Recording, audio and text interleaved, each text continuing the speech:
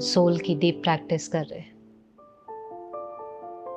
बार बार अपने को याद दिलाते हैं कि मैं इस बॉडी से सेपरेट हूँ। सब कुछ मैंने इस जीवन की यात्रा में क्या किया है, अक्वायर किया है कि नहीं सब कुछ, चाहे बॉडी है, पोजीशन है, रिश्ते हैं, मनी है, सब कुछ है, वो सब मैंने क्या किया है, अक्वायर किया है। और जो अक्वायर किया है वो कभी ना कभी छूटना भी है। कब छूटना है? Depends on what situation. ये सारी चीज़ें कब छूट सकती हैं? ये शरीर, ये डेथ। और कब है वो? कब है वो? माना हर एक का वो जो मोमेंट है वो अचानक आता है, काफ़ी अनप्रिडिक्टेबल होता है। ऐसा कहीं लिखा तो नहीं है ना कि 60 के बाद, 70 के बाद, 80 के बाद, कुछ फिक्स तो नहीं है ना। माना कोई भी मोमेंट हो सकता है ना जब ये सब कुछ छोड़ना पड़े। तो वो सब कुछ छोड़ने के लिए हम तैयार हैं? क्योंकि सबसे बड़ा फियर कौन सा रहता है? एक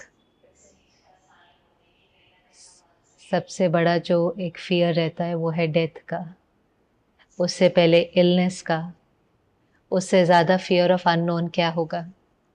एक डॉक्टर ने बहुत सुंदर बताया था, कहा कि वैसे तो हमारे एथिक्स के अनुसार कहा जाता है कि सिक रूम में कभी भी मनी नहीं मनाना चाहिए।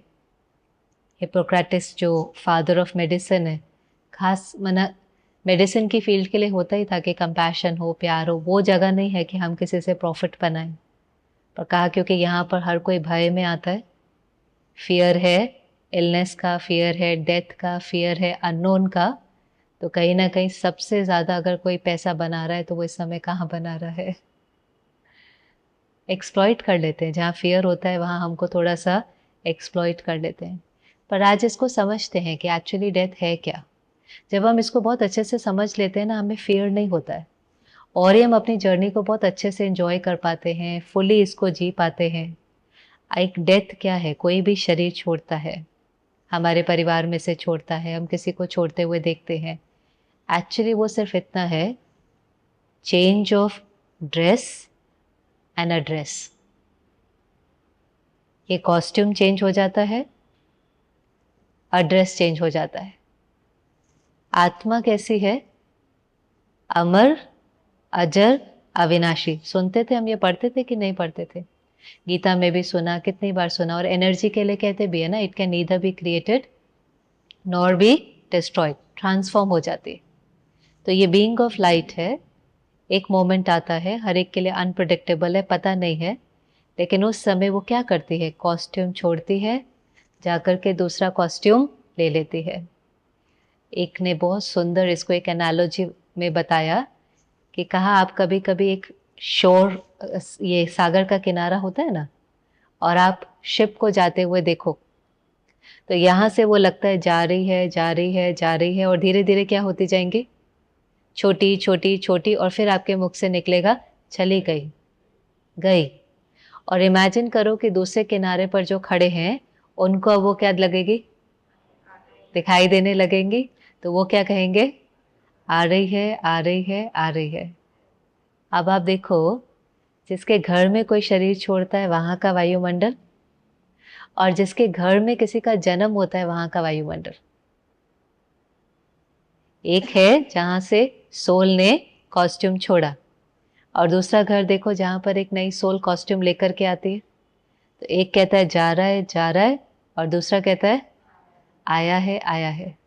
एक घर में वायुमंडल में थोड़ा सा सैडनेस है, दूसरे घर में हैप्पीनेस है। अब हमको ये चीज़ यहाँ पर समझना है कि जब कोई जाता है और वो चला गया है, उसने केवल कॉस्ट्यूम ही छोड़ा है। वैसे तो हमारा रिश्ता कभी भी शरीर से नहीं होता, हमारा रिश्ता किसके साथ होता है? आत्मा के साथ होता है। हम जब किसी को याद भी करते हैं तो हम कोई उसके शरीर को थोड़ी ना याद करते हैं। हम याद भी कर रहे होते हैं तो उसकी कोई क्वालिटीज़ हैं, उसकी कोई विशेषताएं हैं, उससे जो हमने बात सुनी है, उसकी जो प्यार है।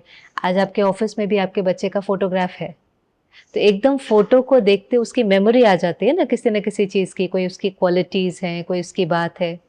तो हमारा रिश्ता वैसे भी शरीर से नहीं होता, हमारा रिश्ता किससे होता है? आत्मा के साथ होता है। और आत्मा ने तो शायद मरी नहीं है, आत्मा तो अविनाशी है, आत्मा तो इटर्नल है। सोल ने तो केवल क्या किया है? कॉस्ट्यूम चेंज किया है। तो अब अगर सोल ने सिर्फ कॉस्ट्यूम चेंज किया है, तो आप जो यहाँ पर सोचते हैं वो उसको पहुंचेगा कि नहीं पहुंचेगा? क्या लगता है आपको? पहुंचेगा कि नहीं पहुंचेगा? सोल टू सोल कनेक्शन हो सकता है बिना वर्बल कनेक्शन के। टेलीपैथी जैसा आपने सुना है कुछ होता है? टेलीपैथी में क्या होता है? वर्बली कोई बात नहीं हो रही है, लेकिन सोल सोल का आपस में इतना गहरा कनेक्शन है, कहते मैंने सोचा और इसको पता चल गया। और कई बार ये उन रिलेशनशिप्स में होता है जहां पर बहुत स्ट्रॉन्ग रिश्ता होता है, जैसे मदर चाइल्ड है, बच्चा बताता नहीं है लेकिन मदर को महसूस हो जाता है कि इसके साथ कुछ ठीक नहीं है या कुछ हुआ है, आ जाती है वो भासना कि नहीं, क्योंकि मदर भी बच्चे के बारे में सोच रही है और बच्चा भी मदर के बारे में सोच रहा है। ये होता तभी है, ये भी बच्चे के बारे में सोच रहा है, ये मदर के बारे में सोच रही है। दोनों एक फिजिकल लेवल पर नहीं, लेकिन थॉट लेवल पर एक दूसरे से क्या है? कनेक्टेड है। तो वो एक दूसरे का वाइब्रेशन पिक कर लेते हैं। ऐसा होता है कि नहीं होता?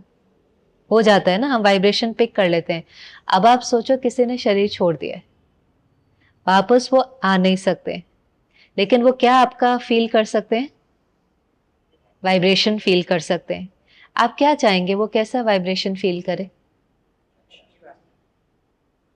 क्या वाइब्रेशन वो फील करे? आज हम ही अगर शरीर छोड़ते हैं, इमेजिन करो, हमको उसको इनवाइट नहीं कर रहे हैं, लेकिन जस्ट आज हम अगर शरीर छोड़ते हैं, तो आप सीन देखो, आप क्या चाहेंगे जो पीछे वाले हैं वो कैसे हो? What would you want them to be? कैसे आप चाहेंगे वो कैसे हो? हैप्पी हो, अपनी लाइफ से गेट ऑन करें, पीसफुल हो, उस सीन को एक्सेप्ट कर लें कि टोटली डेविस्टेटेड हो, रो रहे हैं, डिप्रेशन में जा रहे हैं, उनकी लाइफ की दिशा ही खत्म हो गई, क्या चाहेंगे आप? आप कॉस्ट्यूम छोड़ करके जा रहे हैं, पीछे वालों के लिए आपकी क्या चाहना होगी? कि वो सब क्या हो? उस चीज को एक्सेप्ट करें और खुश रहें और अपनी लाइफ में गेट ऑन करेंगे, चाहना होगी कि नहीं होगी? तो जो गया है उसकी भी यही चाहना होगी कि नहीं होगी, कि वो ये चाहेंगे कि पीछे वाले रोएं। और सबसे बड़ी बात, जब आप रोते हैं या हम में से कोई भी, मैं ये नहीं कह रही कि उदास होना गलत है या रोना गलत है, लेकिन ये एक समझ के लेवल पर है कि वो वाइब्रेशन उनको पहुंचता जरूर है। ऐसा नहीं हो सकता कि वो वाइब्रेशन उनको पहुंचे नहीं। इनफैक्ट कितने समय तक जब आत्मा नया कॉस्ट्यूम भी ले लेती है, वोम्ब में भी होती है, उसके बाद भी जन्म लेने के बाद आप कई बार देखते हैं अचानक हंसना शुरू कर देती है, अचानक रोना शुरू कर देती है। अभी वो इधर से अटैच्ड नहीं है, इधर का इन्फ्लुएंस उसके ऊपर नहीं है, लेकिन कौन सा इन्फ्लुएंस है? पीछे का इन्फ्लुएंस है। पीछे का वाइब्रेशन का प्रभाव उसके ऊपर पड़ता है। ये ऐसे कि अगर कोई जर्नी पर जा रहा है, ठीक है, कोई विदेश जा रहा है, आप जब वो जर्नी पर जा रहा होता है तो आप उसको कैसे विदा करते हैं? खुशी खुशी से विदा करते हैं ना। आपकी जर्नी कैसी रहे? अच्छी रहे, आप कंफर्टेबल हो, आपकी हेल्थ अच्छी रहे, ऐसे उसको विदा करते हैं ना। और जब वो वहां चला भी जाता है, यहाँ पर कभी कभी कोई प्रॉब्लम भी होती है, वो फोन करके पूछते भी हैं सब ठीक है, लेकिन कभी कभी कुछ ठीक नहीं भी होता है, तो भी हम उनको क्या कहते हैं? नहीं नहीं सब ठीक है, सब ठीक है। क्यों हम उनको कहते हैं सब ठीक है? क्योंकि वो वहां पर खुश रहे और डिस्टर्ब ना हो, क्योंकि हमें पता है वो दूसरी कंट्री में है, वो वापस आ नहीं सकते। अगर हम उनको कहते रहेंगे सब ठीक नहीं है तो वो भी परेशान होते रहेंगे। तो हमारी अंदर चाहना क्या होती है कि जब कोई जर्नी पर गया है, हम यहाँ पर सब ठीक है, आप अपनी जर्नी में कैसे रहो? आप खुश रहो, आप कंफर्टेबल रहो, आप हेल्दी रहो। ऐसे ये भी क्या हो रहा है जब कोई कॉस्ट्यूम छोड़ता है, और हर एक का कॉस्ट्यूम छोड़ना जैसे आप कहेंगे एक निश्चित है मना, कोई ना कोई कारण बनता है, कभी कोई बीमारी है, कोई एक्सीडेंट है, इट्स मोर लाइक प्री ऑर्डेंड, वो ऑर्डेंड है, वो होना ही है। ये तो पता है कि नहीं है? डेथ और लाइफ तो कहते हैं ना कॉइन के दो हिस्से हैं, अगर अगर बर्थ हुआ है तो डेथ तो वो नहीं है। परमात्मा हमें कई बार कहता है डेथ बोलो ही नहीं, बोलो एक न्यू बिगनिंग है। एक बार किसी ने शरीर छोड़ा तो उसको कहा इसने शरीर छोड़ा, कहा ऐसे नहीं बोलो शरीर छोड़ा, ऐसे बोलो एक नई शुरुआत है, एक नया कॉस्ट्यूम मिला है, एक आगे अपनी जर्नी पर बढ़े। और अगर कोई ऐसे जर्नी पर जा रहा है तो आप बार बार, हम कई बार देखो उनके जाने के बाद कितना कुछ करते हैं ना, उनकी शांति के लिए, मन की शांति के लिए रिचुअल्स आदि करते हैं कि नहीं, कितने कितने दिन तक करते हैं। पंडित जी कहते हैं ऐसे करो ऐसे करो।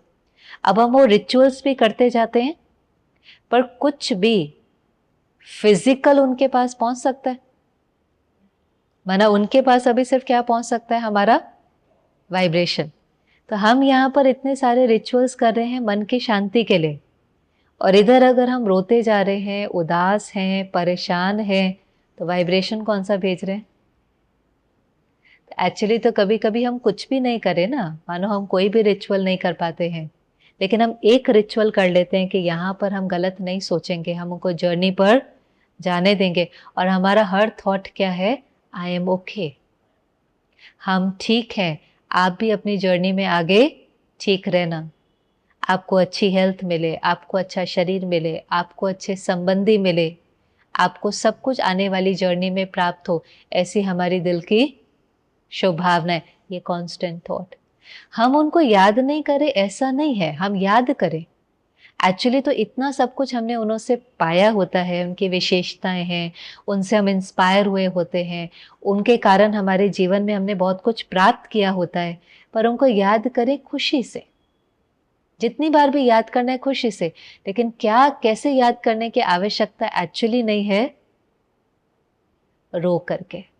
और ये अगर आप देखें तो हमारे सिस्टम में तो इतना इनग्रेन्ड है, इतना इनग्रेन्ड है कि कोई अगर शरीर छोड़े और अगर कोई न रोए तो क्या कहेंगे? इसको फीलिंग नहीं है, इसको उससे प्यार ही नहीं है ना। देखो एक आंसू भी नहीं आया, इसको उससे प्यार ही नहीं है। और परमात्मा कहता है अगर आपको प्यार है ना, अगर आपको उससे प्यार है तो आपको प्यार भेजना है। आप रोएंगे और दर्द में जाएंगे तो उसको वो वाइब्रेशन जाएगा। अगर प्यार है तो रो नहीं सकते हैं, अगर प्यार नहीं है तो भले रो, फिर वो वाइब्रेशन उनके पास जाएगा। तो कितना उसकी समझ, उसके डायरेक्शन और हमारे इस समय पर जो समझ है उसमें फ़र्क हो जाता है ना। इसको कहते हैं स्पिरिचुअल नॉलेज। स्पिरिचुअल नॉलेज बहुत लिबरेट करती है, आपको सही दिशा दिखाई देती है, आपके बिलीव्स ठीक बनते जाते हैं।